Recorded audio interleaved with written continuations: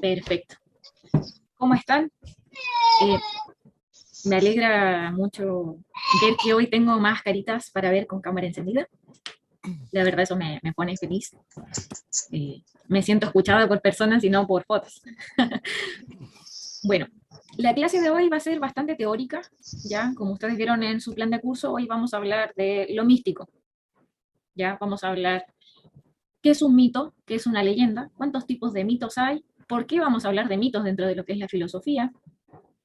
Quizás podamos indagar en algunos mitos que se encuentran dentro de la Biblia, no tomando en consideración como doctrina, sino como propiamente tal que se utilizó para dar alguna enseñanza o algo dentro de lo que es el valor bíblico. ¿Qué más vamos a tratar? Vamos a hablar del tema del asombro, que por ahí vi que ya lo pusieron en el grupo de WhatsApp, y vamos a hablar de qué tal fue la lectura de El mundo de Sofía. ¿Sí? Era de la página 5 a la 25. ¿Cómo somos? No somos tantos, la verdad somos bastante poquitos. Me gustaría ver si puedo escuchar algunas de sus voces, eh, unas dos personas o tres que quieran darnos de forma muy concisa su punto de vista y me digan qué les pareció la lectura, les pareció agradable, les gustó, cómo fue expuesta la filosofía desde esa narrativa, lo que sea. Ya vamos a tomar a tres personitas, a ella tengo a uno, faltan dos. Vamos a tratar de, por favor, hacer lo más conciso posible, así luego comenzamos con los temas de hoy, terminamos la reflexión de Sofía y comenzamos con la parte teórica, ¿ya?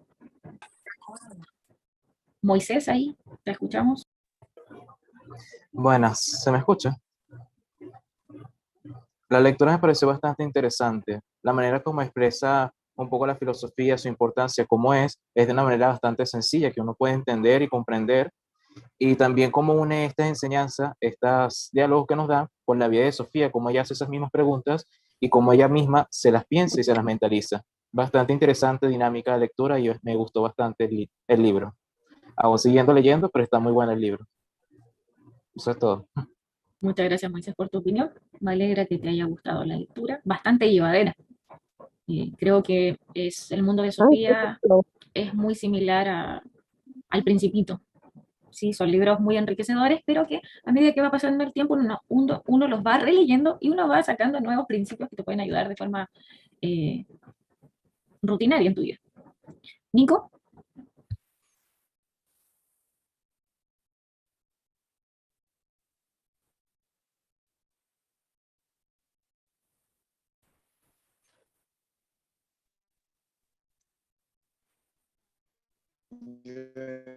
Me estaba sirviendo Coca-Cola. Gracias. Pues la verdad, que casi llegó a la no, otro poquito, o sea, ya estaba como llegando a la 20 y, ¡guau!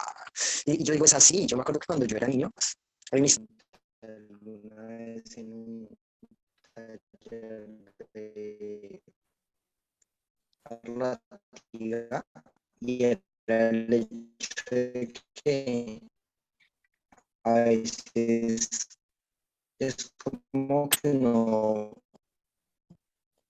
sea, no me pasó alguna vez que íbamos como tarde para una reunión y entonces yo dije, no, es que, pero yo era como, no, vamos tarde, y pero el reloj para que el tiempo se detenga, y entonces mi sorpresa fue que no se detuvo el tiempo, y entonces fue muy como asombroso eso, ¿no? Nico, Y no se recordé esa te historia cuando hablaba escucha de eso. muy bien. Se te escuchó todo entrecortado. Quizás Ah, si lo puedes puede. mandar al grupo, así todos lo vemos, porque de verdad que no se te escuchó nada. Perdón, perdón por cortarte. Me siento mal por eso, pero de verdad no se te escuchaba.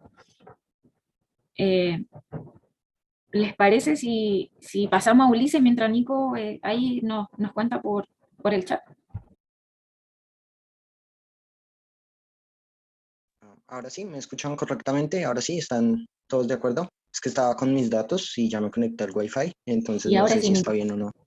Mm, ahora sí, entonces les decía que parte de lo que me gustó del libro era un poquito hablando del tema del tema del asombro, ¿no? Entonces les estaba contando que había una historia que me acordé que alguna vez conté en un grupo de escritura y era el hecho de que alguna vez yo era muy niño, yo tenía 5 años y entonces íbamos tarde para una reunión y entonces yo dije como, no, hay que detener el tiempo. Pero entonces mi razonamiento lógico fue tumbar el reloj que había en la pared.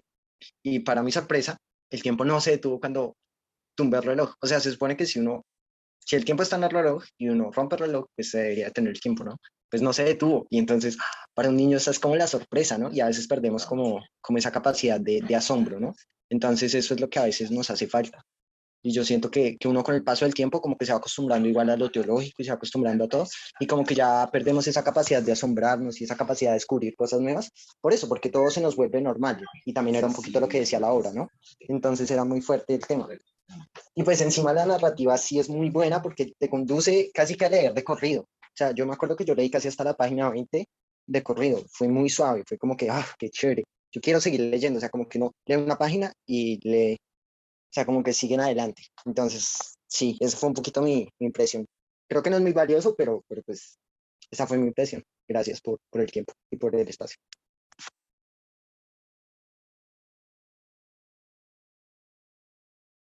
Genial, Nico. Muchas gracias por tu experiencia en cuanto a lo que es el asombro.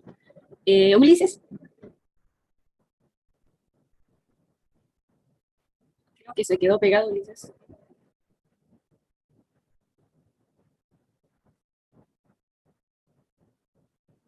O creo que se salió. Bueno, entonces vamos a ir cerrando con el tema de Sofía porque Ulises creo que desapareció. Okay. Bueno, creo que es necesario explicarle a ustedes mi situación. Lo mismo que les expliqué el día sábado, estoy en un pueblo donde no se cansa de llover. Yo creo que ya le estamos haciendo competencia a la época de Noé. No para la lluvia, estamos en tormenta y la verdad la señal a veces es medio entrecortada. Entonces les pido disculpas de antemano en caso de que se vuelva a cortar, como la clase anterior. Yo apenas me vuelve a la señal, me reconecto y continuamos, ¿ya? Les pido mis disculpas desde antes. Ok, continuamos entonces. Hay varias preguntas que se le hacen a Sofía en el relato entre las 5 y la 25. Una es, ¿quién eres? Se le pregunta a Sofía quién eres. Nosotros hablamos un poquito sobre eso en la clase de introducción. ¿Cómo se creó el mundo? Sí, también lo conversamos más o menos que nosotros creíamos, qué posturas habían en cuanto al tema. ¿Existe alguna voluntad detrás de todo? Que yo les pedí que ustedes estuvieran reflexionando sobre eso y me hicieran llegar más o menos sus opiniones. La verdad recibí bastante poquitas opiniones de lo que pensé que iban a enviarme, pero sí pude mantener algunas charlas con algunos que nos pusimos ahí un poco a hablar más o menos algunas posturas, qué dice la Biblia en realidad en respuesta a estas cosas, qué dicen las corrientes teológicas y así. ¿Ya? Y la otra pregunta es, ¿hay vida después de la muerte? ¿Qué es en realidad la muerte? Preguntas que son bastante importantes en el ámbito filosófico porque se le va a dar diferentes respuestas, ¿ya? Dependiendo de la escuela, la corriente y la época en la que se vive. Es interesante cómo Sofía va a manifestar este asombro, ¿sí? En ella primero nace una inquietud. No sé si algunos le prestaron atención a que la niña, ¿qué es lo primero que hace? Trata de investigar. ¿Quién es el que le deja las cartas? ¿Sí? Empieza a indagar. Esa es una de las primeras cualidades que se debería considerar en cuanto a la filosofía. Lo primero es indagar. Todo esto surge a medida de que uno se hace preguntas. Se hace preguntas como las preguntas que se le hicieron a Sofía y uno comienza a indagar diferentes cosas. Lo que primero se necesita es eso. Incluso dentro de lo que es el ámbito científico, lo que primero se busca es la iniciativa de investigación. Si alguno de acá hizo una tesis, lo que primero uno busca es una hipótesis. Usted no empieza una tesis sin tener una hipótesis. El qué vamos a hacer y el por qué. Siempre va a ser lo más importante, incluso dentro de la filosofía, ¿ya? Lo otro, el asombro. ¿Nacemos con capacidad de asombro? ¿Se va deteriorando? ¿O qué pasa con el asombro? Porque el asombro que vemos en un niño pequeño, con un rango etario de 5 a 10 años, no va a ser el asombro que va a sufrir que es una persona de 70 años que ha vivido muchas cosas en su vida y que ya quizás pocas cosas le pueden asombrar porque quizás ya tuvo buena y mala experiencia a lo largo de su vida, a diferencia de un niño. ¿sí? Que si el amiguito le pegó, entonces él se va a asombrar de que él era su amigo y lo golpeó, ¿ya? A medida que uno va creciendo, uno se va eh, tristemente desolucionando algunas cosas y decepcionando de otras. Pero algo que nos tenemos que dejar grabado es el asombro. Ya les voy a explicar por qué. Porque lo vamos a utilizar en una reflexión que vamos a usar al término de la clase. ¿Ya? Lo vamos a relacionar a algo bíblico, dado que es filosofía bíblica, o sea, perdón, cristiana. Así que eso lo vamos a dejar ahí. Creo que hay un micrófono encendido. Bueno, hoy la clase se trata de dos cositas. No, el cambio lo hice ya. Sin nada. Ah, bueno. Delgado, apague su micrófono, por favor. Delgado. No sé quién es el encargado. De la sesión, el administrador puede silenciarnos a todos y que solamente... Sí, hermanos, ahora les vamos a silenciar ya. Ahí sí. Sí. Ahí sí, alguien puede silenciar los micrófonos, por favor. Bueno, le vamos a seguir nomás ahí para no perder un poco el tiempo, ¿ya? Entonces, cosa importante en esta clase va a ser ¿qué es un mito? ¿Qué es una leyenda? Quizás ustedes van a decir, ¿qué me van a enseñar de mito y leyenda? Se me lo enseñaron en el colegio. La básica, ¿sí? La verdad, cuando yo pasé filosofía y me pasaron mito y leyenda, yo dije, no puede ser si todo esto me lo pasaron en el colegio. Se los vamos a mostrar. La idea es que ustedes tomen apuntes, por favor, y vamos a ver en qué está relacionado el mito y la leyenda en cuanto a la filosofía, ¿ya?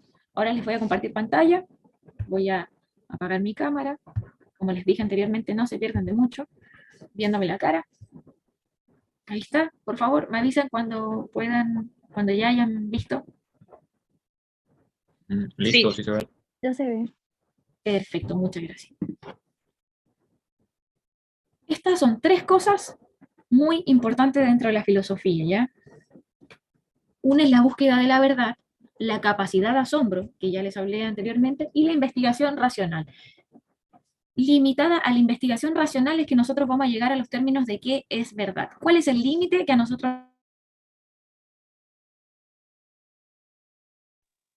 Profe Romy, se cortó la llamada. No Ahora te sí. vimos. Ahora sí, Sí, ahí sí se creo que escucha. sí. Sí, perdón. Me llegó ahí una notificación de que el anfitrión me silenció. Pero bueno, ya. Uy, terrible. No. Esas cosas que pasan No, cuando uno quiere dar su opinión. Ok. Bueno, le explicaba que tres cosas fundamentales en la filosofía: búsqueda de la verdad, capacidad de asombro, investigación racional. A la investigación racional va a ser la que nos va a poner el límite de qué es real y qué no es real, qué es un absoluto y qué no lo es, ¿ya? Muy importante, porque en la clase anterior alguien me preguntó, ¿cuál es nuestro límite de decir cuál es la verdad y cuál no es la verdad? Una investigación racional es la que va a connotar o demostrarnos qué es real o qué no, qué es la verdad y qué no es verdad. Eso por un lado. Ahí está, los mitos versus la filosofía. ¿Qué tienen que ver los mitos y la filosofía? Habían tantos mitos, ya por allá por el sexto, séptimo siglo antes de Cristo, en diferentes culturas. Tantos mitos con connotaciones religiosas, cómo fue el origen del mundo, cómo había sido el tema de la creación del ser humano y todo eso, fue tanta que alguien me está rayando, alguien me está dibujando en el PPT. Bueno, fue tanto que así fue como comenzó la filosofía. Comenzó a indagar si realmente esas posturas, esas diferentes teorías de que realmente haya sido así la creación era verdad o era falso. ¿Qué tenía de real y qué tenía de incoherencia? ¿Ya? Por eso es importante hablar de dónde viene el tema de los mitos y qué relación tiene en relación a la filosofía. Ok, vamos a pasar. Sí. Ahí está. Estas dos cosas van a ser muy importantes, quizá algunos ya la saben, quizá algunos no. Esto en resumen es las diferencias que tiene un mito y una leyenda. ¿ya? Los mitos generalmente tratan de demostrar alguna enseñanza religiosa, ya quieren dar alguna explicación, como bien dice ahí, de lo que es el mundo real. ¿Cómo explicamos la creación? Algunas culturas se han creado cosas con una imaginación bastante extensa o amplia, por decirlo así. Un ejemplo, hay una cultura, hay unos, ¿cómo decirlo? Indígenas en Venezuela, en el río Orinoco, no sé si por acá hay algún venezolano, se llaman los guaraos. ¿Ya? Esta tribu, hice una investigación en esta tribu porque mi hermano y mi cuñada fueron misioneros ahí. Desde lo antropológico, mi investigación fue hacia lo religioso, ¿ya? Y yo les pregunté cómo ellos creían que se creó, cómo fue que se creó el universo, cómo fue que se creó la Tierra y todo esto. Y entonces ellos me explicaban que había un guarao en el cielo, porque todos los guaraos vivían en el cielo, no vivían en la Tierra. Entonces, un guarao abrió con sus manitos ahí el cielo, las nubes las corrió y se dio cuenta que abajo había un paraíso. Entonces, ¿qué hizo este guarao? Se lanzó y ahí cayó al Orinoco.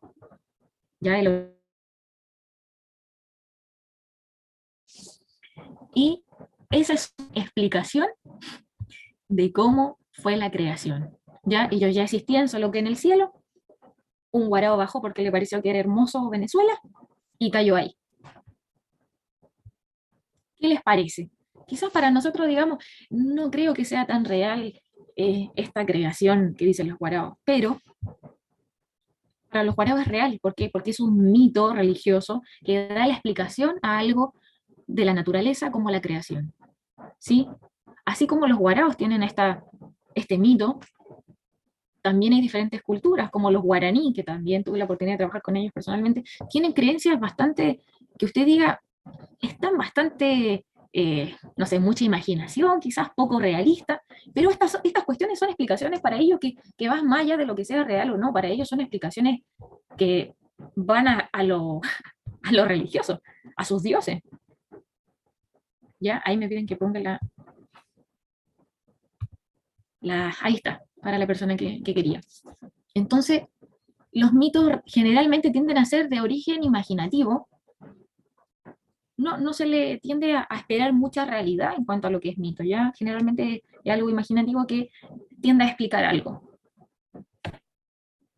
Ahora, también tenemos las leyendas.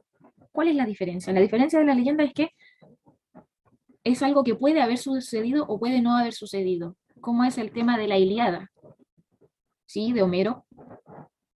Habla de Troya. Troya era una ciudad, Troya existió, los troyanos existieron, hay comprobación científica de eso, pero ¿fue tan dramática la historia como lo muestra la Ilíada? No.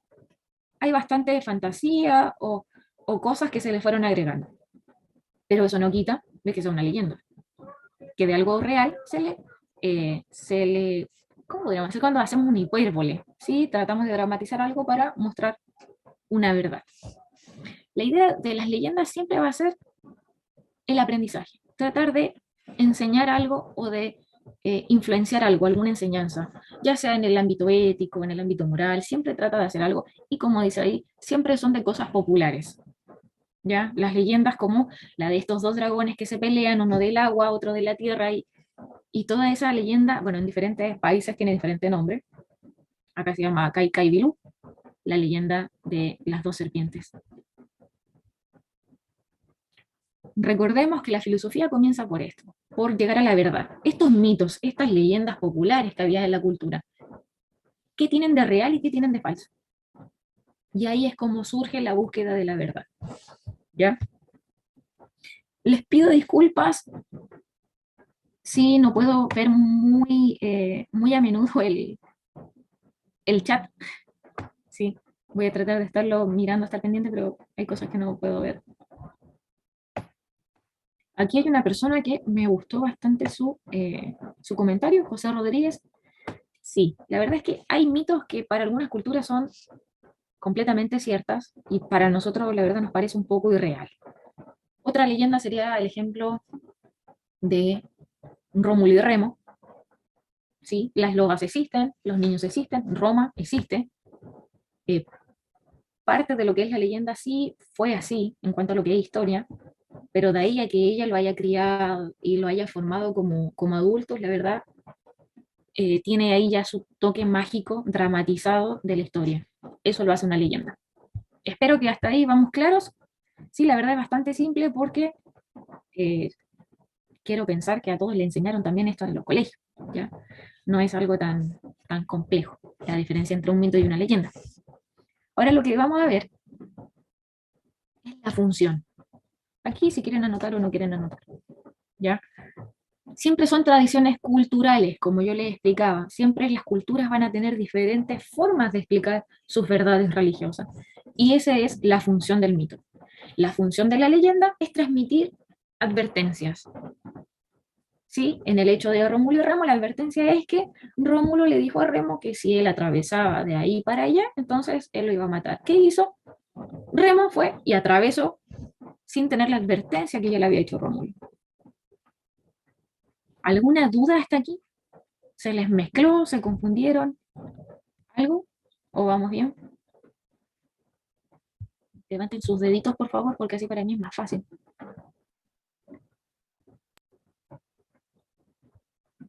Perfecto, muchas gracias. Ok, ahora vamos con todo lo que es el tiempo. Los mitos siempre están relacionados a tiempo o espacio fuera de los reales, ¿ya? Son cosas, como les decía, más imaginativas que más allá, como la leyenda, que sí tiene lugares determinados y generalmente personajes específicos, que es lo que hace que en parte sea real y en parte no, sea dramatizada. Lo voy a cambiar. Ahí sí. Aquí, esta va a ser la parte más importante que yo necesito que ustedes tomen nota, por favor, porque son los 7 tipos de mitos que existen. Y estos 7 tipos de mitos los vamos a ver en diferentes corrientes filosóficas y en diferentes escuelas filosóficas más adelante. Entonces, esto de verdad yo necesito que ustedes le presten atención y lo aprendan a diferenciar. Está el cosmogónico, que es el mito, por ejemplo, de los guaraos, el mito que tienen los guaraní, los chuar en Ecuador. Ellos tienen diferentes mitos para explicar la creación. Este tipo de mito es cosmogónico. Los teogónicos tienen relación al origen de los dioses, ¿ya? Generalmente la cultura griega y romana son, bueno, en la egipcia también, son las que han tenido más esta clase de mitos por sus dioses. Tenemos los antropogónicos, que están relacionados al origen del ser humano, ¿ya? Como la palabra lo dice, antros, tiene relación con el ser humano, cómo fue la creación y cómo fue todo esto. Están los etiológicos, que tienen que ver con las cosas. Todo lo que esté relacionado a la ética va a ser un mito etiológico.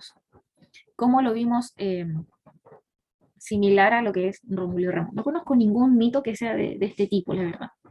Pero las leyendas, ahí pregunta Misael, ¿solo nos dan advertencias? Sí, en su mayoría son advertencias. Nos ayudan o nos enseñan de alguna forma alguna verdad de la vida cotidiana. Ok, vamos con los morales. Hay mitos morales que tienen relación con cómo surgen el comportamiento social entre las personas, cómo debería ser, cómo no debería ser. En las fundacionales, ahí les mostré cómo es que se fundó un pueblo, una ciudad, todo ese tipo de cosas. Y están los escatológicos, que esto es muy importante, porque hay muchas culturas que tienen mitos escatológicos. Generalmente se dice en teología, la escatología tiene que ver con el apocalipsis. No, en realidad no. Escatológico tiene noción a algo futuro, ¿ya? Algo que va a venir, que puede ser catastrófico. Ahí Luis me pide ir más lento. Sí, no se preocupe, esta diapositiva la voy a dejar ahí un ratito para que puedan anotar eso en sus apuntes. Escatológicos, entonces, muchos, no sé si ustedes conocen, yo conozco a varios cristianos de diferentes denominaciones o de diferentes religiones que son bastante escatológicos. Ya parecen ser marcionistas, montanistas, así como todo es muy escatológico, todo es muy apocalíptico, todo es muy catastrófico en el mundo, ¿sí? Todo es señal del fin, todo. ¿Ya? Ojo con esto. Sí, sí, si alguien puede tomar captura de pantalla, tome ahí para que... Ah, bueno, el que tome captura de pantalla lo pasa al grupo de WhatsApp, así se lo facilita a sus compañeros. Ok, entonces se los dejo ahí un ratito, o ustedes me avisan si ya le tomaron... A ver. Ya le tomaron, alguien que me avise, ya le tomaron la captura para Sí, entonces pasar. sí, ya la tomé. Perfecto. Perfecto, no sé quién habló, pero muchas gracias. Ah, bueno, ya vi que ahí como 15 le tocaron, le tomaron captura del PPT. Ahí está, ok. Vamos a avanzar entonces. Acá está. Sí, aquí está. Aquí está lo que yo les explicaba. Ay, perdón, ahí hay dos personas que me levantaron la mano. La verdad no sé por qué me levantaron la mano. Si me pueden escribir en el chat, por favor, porque la verdad no estamos en tiempo de pregunta aún. Ok. ¿Qué es la filosofía en contraste de los mitos y las leyendas? La filosofía es una investigación racional. Ya lo que nosotros buscamos es qué de cierto hay en el relato, sea mito o sea leyenda. Eso es lo que buscaban los primeros filósofos. ¿Qué había de cierto en estas transmisiones orales? ¿Qué habían en cuanto a creencias? Ahora, voy a puntualizar en algo muy importante. La Biblia está compuesta por muchas bases que fueron transmisión oral. ¿Sí? Ojo con confundirse, estas no son mitos y estas no son leyendas. Las transmisiones orales de las que está compuesta la Biblia, nosotros debemos creer o confiar en la providencia divina de que está ahí con algún propósito, ¿ya? Ahí ya es netamente fe. Así que no confundir con tradiciones orales, que es de lo que estaba conformada algunas partes de la Biblia del Antiguo Testamento, con mitos y leyendas. Por favor, no vayan a creer, no vayan a ir por ahí diciéndole a sus pastores o a sus maestros de instituto, no, es que la profesora de filosofía, que es teóloga, que nos enseñó tal cosa, dijo que las transmisiones orales son mitos. Entonces ahí van a llamar a Romina Zagarrión y le van a cortar la cabeza y va a perder todas sus materias. Por favor, ojo con eso. Por favor, se lo pido, ojo con eso. ¿Ya? Bueno, ahí la hermana Carla le está dando unas indicaciones. Por favor, atento al chat para que puedan hacer sus preguntas. Ok. La filosofía nace de un acto fundamental de libertad. ¿Libertad en qué sentido? En que las tradiciones, los mitos, les daban más o menos el panorama de qué es lo que ellos sabían creer. O sea, usted debe creer, en un ejemplo, si usted es guarao, usted debe creer que el primer guarao que estaba en el cielo abrió el cielo, se lanzó porque era hermoso Venezuela y ya. Entonces, ¿por qué nace la filosofía en este punto? Nace en una búsqueda de libertad. El conocimiento es libertad. ¿Qué queremos? Queremos conocer realmente qué es lo que sucedió. Y ahí nace la filosofía. Queremos dejar atrás tradiciones y costumbres, o creencias que quizás tan lejanas a la realidad no estaban, pero que sí tiene ahí algunas cosas un poco incoherentes. Como fundamento, el hombre no posee la sabiduría. Eso es lo que se cree en filosofía, sino que debe buscarla. Por eso la filosofía es la búsqueda del conocimiento, la búsqueda de la sabiduría, la búsqueda de todo lo que tiene que ver con el saber. Aquí hay algunas frases que a mí me gustaron mucho de todos los libros que leí en la bibliografía. Hay una que dice, cualquier hombre puede filosofar porque el hombre es animal racional. Ojo con eso, no estamos, por lo menos yo no estoy de acuerdo en que somos un animal racional, pero la frase estaba buena. Y su racionalidad significa la posibilidad de buscar la verdad de forma autónoma. Cada ser humano, por ser racional, tiene la posibilidad de buscar la verdad de forma autónoma. O sea, todos podemos pensar. Todos tenemos la capacidad de razonar y saber, tengo una duda en cuanto a esto, me lo planteo y lo investigo. Eso es filosofía. ¿Ya? Muchos llaman filosofía a dar grandes respuestas elocuentes a preguntas simples. En realidad, en filosofía es investigar. Investigar, investigar, investigar y buscar. En eso se basa la búsqueda de la sabiduría. Todos los hombres tienden por naturaleza al saber. Expresan bien este concepto, ya que tienden quiere decir que no solo lo desean, sino que pueden conseguirlo. Esta frase es importante y me hizo bastante clic al leerla, porque la verdad es que al nosotros investigar cosas, no siempre podemos conseguir las respuestas. Hay muchas preguntas dentro de lo que es la filosofía contemporánea que no se le ha planteado y no se la sabe realmente cuál es la respuesta. ¿Por qué? Porque hay diferentes puntos de vista, porque hay diferentes corrientes, diferentes inclinaciones que va a tener un determinado autor. ¿Ya? Eso tenemos que tenerlo muy en claro cuando vamos a leer libros de filosofía. Siempre investigar a los autores, porque depende de la inclinación o corriente filosófica a la que pertenezca el autor, va a depender la influencia que va a tener su escrito. Eso como consejo en todo aspecto. Si usted quiere leer algo relacionado a la teología, va a ser exactamente igual. Usted investigue la postura que va a tener el teólogo, el predicador, el pastor, el escritor, y luego ya se enfoca a la fuente que sería el libro.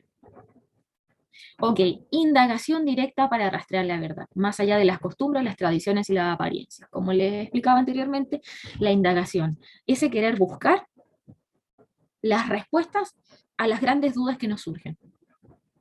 Eso es buscar la verdad. Más allá de las costumbres que nos hayan impuesto, más allá de las tradiciones o más allá de las apariencias. Generalmente suele suceder que en las religiones han surgido varias sectas dentro de las religiones, como, a ver, les voy a sacar esto quiero verlos a la cara.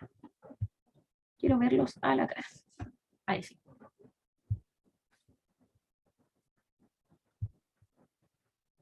Ahí sí. Quiero verlos a la cara porque voy a decir una tremenda herejía y quiero que vean mi expresión. No, por favor, lo que se hable aquí, nada sí, de ahora sí. andar, nada de andar de chismosos con los pastores, ¿ya? Por favor. Ya que después los pastores como que no nos quieren mucho los teólogos. Somos como el adversario. Ok, lo que les voy a contar.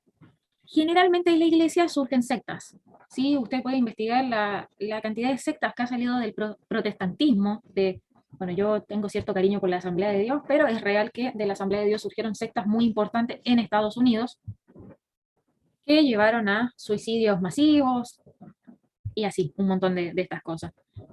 Usted tiene que fijarse muy bien en lo que usted está recibiendo en su iglesia, en su institución, qué clase de corrientes tienen, ¿por qué? Porque generalmente se imponen costumbres. Y a esto vamos en filosofía.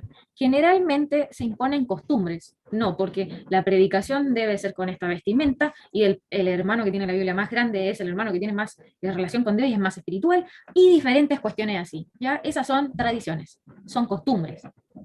¿Qué tan cercano está a la realidad?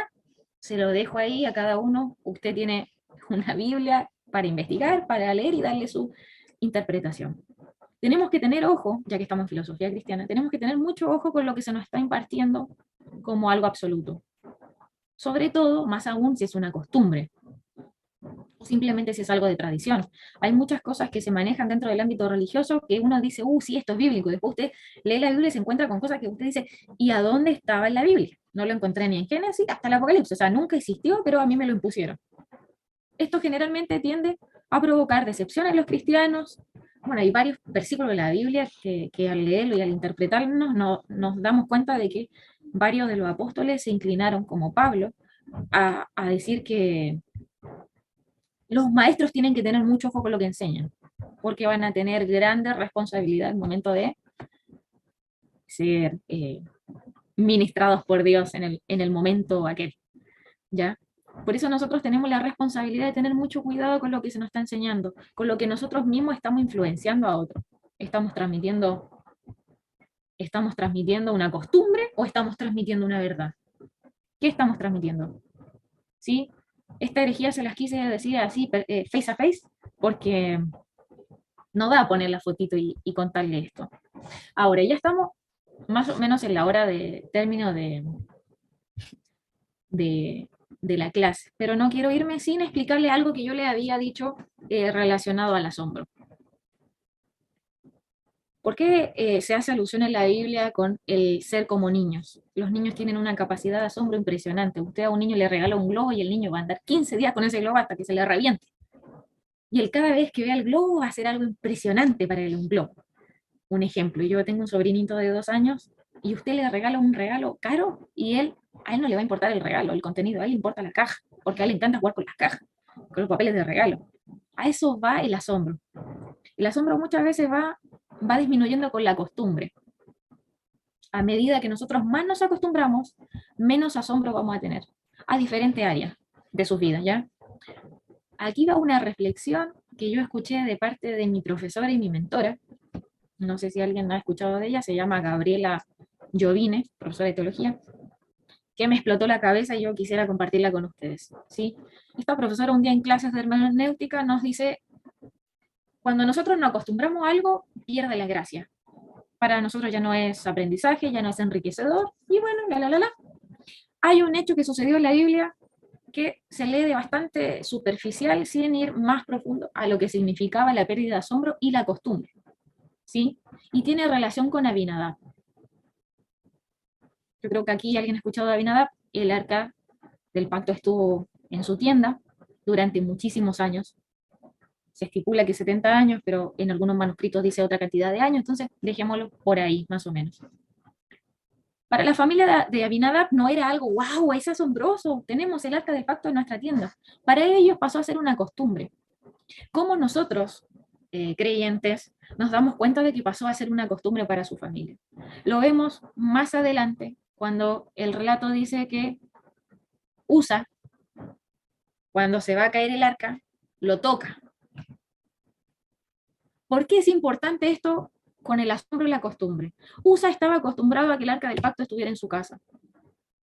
Se acostumbró tanto a que la presencia de Dios estuviera ahí mismo que para él perdió mayor importancia. Por eso él se creyó capaz de poder detener el arca cuando se iba cayendo, siendo que todos en la historia sabían que nadie era digno de tocar el arca del pacto, porque era la presencia misma de Dios. Se los dejo como reflexión para finalizar nuestra clase y les dejo una pregunta. ¿Qué de sus vidas están tan acostumbrados que ha perdido el enfoque y la capacidad de asombro? Como cristianos, quizás la oración. Quizás usted lee la Biblia por rutina. Quizás ya no se deja asombrar por lo que vaya a leer. Se los cuento porque yo personalmente, al estudiar teología, yo creo que solo en lo que duró la licenciatura, yo creo que habré leído 6 o 7 veces, solo estudiándola, sin contar las veces anteriores que la había leído. Entonces llegó un punto en que yo leía y decía, ay, bueno, tengo que hacer este trabajo, y entonces, bueno, vamos a leer, listo, se llenó el trabajo, se entregó, tiene calificación. Hay un punto en cada uno que perdemos la capacidad de asombro, porque estamos tan acostumbrados que ya no es novedoso. A veces perdemos la capacidad de asombro en un gesto, darle un abrazo a tu papá, a tu mamá, pero cuando estamos tan acostumbrados a ver a las personas, la verdad es que poco valoramos hasta que perdemos un ser querido. ¿Sí? Es una pequeña reflexión que les dejo para que ustedes vean qué es lo que en su vida personal se acostumbraron a tener. ¿Qué es lo que le ha robado la capacidad de asombro en una relación, en su relación con Dios o en su diferente ámbito de vida? Les dejo ahí esa reflexión. No quiero quejas de malinterpretación, por favor, porque a eso le hicimos exégesis. Le hicimos como 15 exégesis para ver que la interpretación era correcta. Así que, como teóloga, no me pueden apiedrar. Pero sí les dejo ahí esa historia, léanla, enriquezcanse de esa forma y indaguen interiormente, sean filósofos de sus propias vidas. ¿Ya? Ahora vamos a Francisco, que quiere decir algo. Terminamos eso, vemos las preguntas que están en el chat, que Carla me ayude, y terminamos nuestra clase, ¿sí? Ok, saludos a todos. Profe, le quería hacer una pregunta, ¿verdad? Con respecto al mito y a la leyenda y la tradición oral que nos transmite la Biblia. Obviamente, la Biblia, como usted mismo mencionó, inició como una tradición oral, pero en el transcurso que esa tradición oral fue pasando de generación a generación, no pudo verse manchada por bien sea por el mito o por la leyenda. Exacto, Francisco. Lo que no entendí fue la pregunta. O sea que, ¿cómo identificar en la Biblia cuando una historia está manchada por el mito y la leyenda, sabiendo que ha sido una tradición oral? ¿Cómo quitar esos obstáculos del mito y la leyenda para poder llegar al mensaje concreto que nos quiere transmitir la Biblia de acuerdo a la verdad teológica, pues. Ok, te lo explico. No es que la Biblia esté compuesta en su revelación por mitos o leyendas, sino que dentro de la Biblia vemos mitos y leyendas que tienen relación con la cultura judeo-cristiana o judía en el Antiguo Testamento. Te explico un ejemplo simple. Hay un mito que tienen los judíos como cultura, incluso en los tiempos de Jesús ya estaba, y era que cuando una persona moría, como sonó medio raro, cuando una persona muere, el alma de esa persona comienza a vagar durante 3 días. Comienza a vagar, ¿ya? Eso creían ellos. Es por eso que cuando se hace una diferencia que es resucitar y resurrección, ¿ya? Para un judío que una persona resucite al primero o segundo día, la verdad, gran cosa no era porque ellos creían que el alma andaba vagando y entonces lo que hizo el alma fue volver al cuerpo. Por eso es tan importante, les voy a dar aquí un dato teológico, cuando Jesús resucita a Lázaro. ¿Por qué estaban llorando tan desesperados? Porque ya estaban en el cuarto día, perdón, en el cuarto día, ya se me fue hasta la matemática, porque estaban en el cuarto día de que Lázaro estaba muerto. El alma de Lázaro no volvió, entonces Lázaro ya estaba más que muerto, o sea, ya estaba rematado. Y ahí viene el milagro grandioso de Jesús por sobre el mito judío. Resucitó a Lázaro cuando el alma se supone que ya no estaba. ¿Ya? El mito es que el espíritu de cada persona vaga durante 3 días. Lo vemos en la Biblia, bueno, al investigar un poco más el relato, la cultura y la historia, el contexto. Pero ese sería un mito que está dentro de la Biblia, pero que vemos siempre el milagro por sobre eso, o alguna parte histórica enfrentando la parte cultural, ¿ya? Siempre es la parte cultural. Esa sería más o menos un ejemplo a tu pregunta. O sea que el mito y la leyenda serían más bien como un recurso o un móvil que la misma palabra de Dios utiliza para explicarnos una verdad teológica entonces. No, nunca una verdad teológica. Las verdades teológicas se basan en cuanto a lo que es doctrina y la doctrina se basa en lo que es interpretación, hermenéutica, cultural, contextual, ¿ya? Ok, listo, gracias. No está relacionado a mitos o leyendas. Si no, la verdad, tendríamos poca diferencia con los guaraos en cuanto a su creencia. Claro, claro. Ok, Florencia. Sí, hola, profe. Yo quería preguntarle porque no me quedó clara la diferencia entre mitos etiológicos y mitos morales. Ok, Florencia. Ahí hay una diferencia que va ligada directamente al concepto. ¿Qué es ética y qué es moral? No son lo mismo la ética y la moral, ¿ya? Pero, si te lo explico, voy a hacer spoiler de toda la clase que va a tratar de ética y de moral. Entonces, háblame por privado y yo te explico ahí más o menos la diferencia. Ah, gracias, profe. Ok, entiendo. De nada, Florencia. Eres argentina, ¿no? Sí, se nota. Sí. Ah, ok. Viviendo tantos años en Argentina ya me quedé, pero detectora profesional de las diferentes provincias. Claro. Ok, Nico, dime. Yo tengo demasiadas preguntas, pero digamos que por lo menos ya una de ellas fue resuelta. A ver, había una, yo la anoté en algún lugar de un gran país, acá. A veces, de pronto dentro de la clase, yo no sé si usted, bueno, no sé usted cómo lo entiende, pero de repente, Romy, la diferencia entre sabiduría y conocimiento, ¿sí? Porque yo hasta donde tengo entendido, sabiduría es como saber sobre la vida, ¿sí? Como tener cierto conocimiento, pero es más como consejería, ¿sí? Como tener cosas y aplicarlas para uno, pero el conocimiento es ya como otra área que es como intelectual, no sé si me doy a entender. Pero entonces no sé tú cómo pones la diferencia, porque muchas veces he visto que, o sea, como que el fin de la filosofía, dentro de la explicación que das, es la sabiduría, pero pues para mí sería el conocimiento. Entonces no sé si estoy interpretando mal o no sé. La otra pregunta era si debemos aceptar presuposiciones, porque pues puede suceder, ¿no? O sea, a veces aceptamos presuposiciones sin evidencia de ello, ¿sí? O sea, aceptamos que Dios creó el mundo, y presuponemos eso, pero no buscamos la evidencia para eso. Entonces, eso me cuestiona mucho. Pues yo Eso, no soy presuposicionalista, pero, pero igual.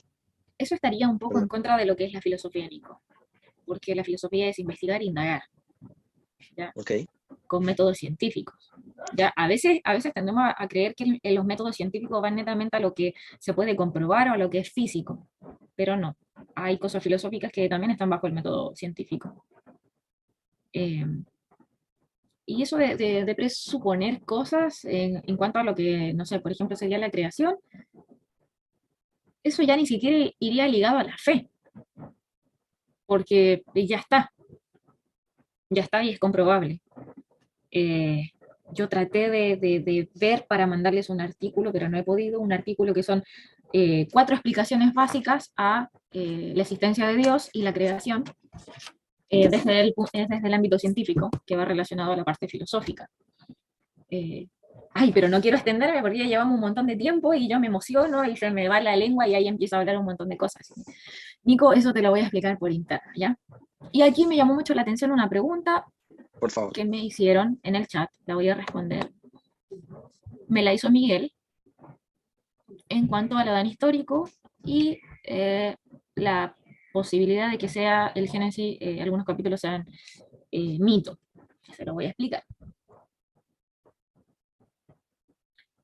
Esta sugerencia de que los primeros capítulos del Génesis sean mito, tienen una cuestión bastante importante y es por eso que se los voy a decir. Es que generalmente los cristianos rechazan la arqueología bíblica, aceptan los descubrimientos, pero rechazan la arqueología bíblica. Para suerte de ustedes, tienen una maestra que está haciendo un diplomado en arqueología bíblica. ¿Por qué es importante esta cuestión del mito de los capítulos del Génesis?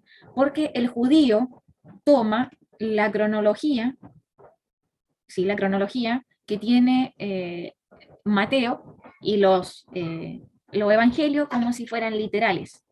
¿Ya? El papa de tal, tuvo a tal, tuvo a tal, tuvo a tal. Entonces el judío dice que la Tierra tiene una cierta cantidad de años y es imposible que tenga más. Ahora, si se ve desde el punto científico, la Tierra no cuadra, o sea, la fecha que estimula a los judíos no tiene relación ninguna con la científica. ¿Ya? Científicamente es comprobable que tiene mayor cantidad de años. Ahora, 2 cosas. Cuando entramos al Génesis dice que la Tierra estaba desordenada y vacía. ¿Sí? Primera cosa que puntualizar, estaba. Ya estaba. Es por eso que se dice que tiene cierta cantidad de millones de años. Ya, eso por un lado, que sí está apoyado por la arqueología bíblica, por la base científica y todo lo que va dirigido a lo que es objetación científica. Ahora, el tema es que los judíos son bastante místicos para sus cosas. Ellos son muy místicos. O sea, a usted le dice que si pasa un gato negro le va a traer mala suerte, el judío no va a pasar por el gato negro. Ellos como cultura son demasiado, ¿cómo decirlo?, supersticiosos, como cultura en general. Ya no estoy hablando de una rama en específica. Ellos como cultura son muy supersticiosos. Entonces, lo que ellos creen es que estos autores que proponen este Adán histórico y de que el Génesis tiene algunos capítulos que son mitos, va relacionado a su postura. Ellos tienen una corriente más judaizante para ver algunas cuestiones teológicas. ¿Ya? Yo por mi parte soy al revés. Me gusta más primero la comprobación científica, acoplarla al relato bíblico. Porque si la ciencia me dice que existe cierta cantidad de años y es comprobable al investigar los suelos de la Tierra, las capas, y luego vemos el Génesis que no se especifica, entonces no tiene ninguna complicación el entrelazar ambas cosas. Ahora, hay cosas que el Génesis no especifica. ¿Cuánto tiempo pasó entre uno y el otro? Lo vemos en diferentes relatos bíblicos. Nosotros a veces vemos Esther y creemos que desde que se echó a Basti hasta que llegó Esther fue todo en simultáneo, pero ahí entre medio hubieron guerras, ¿sí? Las guerras del Peloponeso que estuvieron ahí entre medio. Pasaron años entre que Asuero pidió buscar una reina, ¿ya? Y esas cuestiones bíblicas que no te especifican las diferencias de años. Es por eso que se tiende a decir, claro, si lo vamos a ver en forma cronológica, entonces las fechas no nos cuadran, bueno, entonces el Génesis tiene algunas partes mitológicas, cuando en realidad no es así. Solo que hay cuestiones que, claro, el autor al autor no le importaba explicarte como un documento científico. Bueno, encontramos que en tal año Dios creó y entonces se tardó 15 segundos en decir tal palabra y luego fue creado tal. No, a él lo que le importaba apuntar era la creación. Dios creó. No le importaba que diga después, bueno, los creyentes que vienen después se van a preguntar qué sucedió con los capítulos de Génesis. No, no le importaba eso. La revelación era Dios como creador. ¿Sí? Ese es más o menos el tongo que hay con el tema del Génesis, una postura más científica y la postura que un poco más judaizante. Me gustó esa pregunta porque justo está relacionada a lo que son mis clases de arqueología. Bueno, y la verdad ya nos pasamos bastante de tiempo, así que vamos a decirle a Carita Que sí se puede que extender nos 2 horas ayude a la clase. terminar la clase. Bueno, hermanos, lamentablemente ha llegado el momento de terminar. Nos hemos pasado 3 minutitos. Pero agradecemos a la hermana Romina por responder a todas las preguntas. Saben que el chat está abierto para que puedan hacer sus preguntas y, bueno, cualquier cosa que ustedes necesiten saber respecto a lo que es materia, grabación, pueden preguntarnos a nosotros, a cualquiera de los administradores. Recuerden que la clase va a quedar grabada y la semana que viene volvemos a tener la clase a esta misma hora. Muchísimas gracias, hermanos, a todos ustedes por haberse conectado el día de hoy. Agradecemos a la hermana Romy, al hermano Jairo también, por acompañarnos el día de hoy con el Zoom. Dios los bendiga a todos, hermanos, es un gusto tenerlos acá, los esperamos la semana que viene. Y bueno, vengan con sus preguntitas también, y bendiciones, hermanos, hasta la semana que viene. Chao, chao. Chao, hermana Romy. Hasta luego, buenas noches. Gracias, hasta luego. Gracias. Muchas gracias, Gracias, profe profe Romy. Romy. Feliz día. Que estén bien. Es un honor. Que Dios les bendiga, buenas tardes.